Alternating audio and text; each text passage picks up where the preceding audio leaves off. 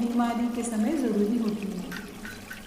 आपको लेना है 4 बादाम, इसको आप 1 कप पानी में मिला लें और इसमें ऐड करें 1.5 स्पून सेंधा नमक। इसको आप रोज़ रात में भिगो के रख दें और सुबह में को थोड़ा सा भून लेना और अच्छी तरह से चबा के इसको खा लेना है। ये खांसी का इलाज है और कैंसर का भी इलाज है और बहुत सारी बीमारियां भी इससे दूर होंगी।